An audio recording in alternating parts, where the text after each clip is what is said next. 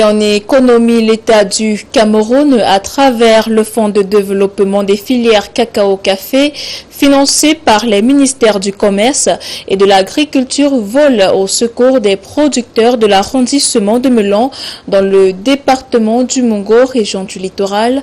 Voyons cela dans ce reportage signé Jean-Germain Yitna et Châteauval-en-Haine.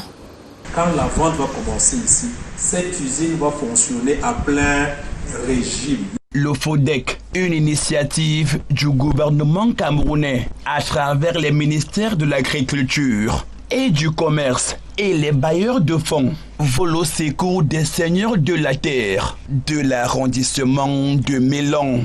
Les fonds que vous recevez, c'est votre propre argent. Ça n'a rien à faire avec les bailleurs de fonds. C'est ça.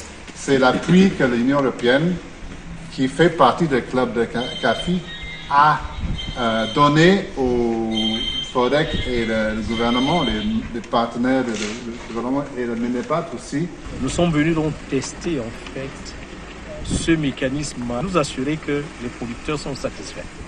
Et je puis vous annoncer que juste à les écouter et à visiter les plantations, c'est un enthousiasme débordant. Et nous pensons que cet instrument que le chef de l'État en personne a autorisé et qu'implémente le FODEC à travers l'encadrement des deux ministres que sont le ministre de l'Agriculture et du Développement Rural et le ministre du Commerce, que ce mécanisme correspond parfaitement à l'attente des producteurs. Et à travers le guichet producteur, les acteurs du secteur agro-pastoral bénéficient désormais des subventions de l'État pour booster leur secteur d'activité, notamment l'achat des intrants agricoles pour accroître leur production.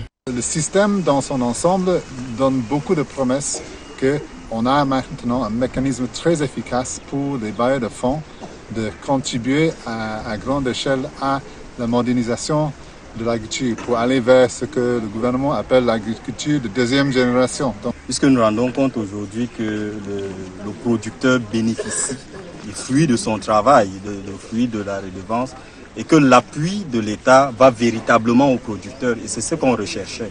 Nous sortons de la logique de la démultiplication des projets et programmes qui, à la fin, n'apportaient véritablement pas de résultats. Aujourd'hui, grâce au guichet du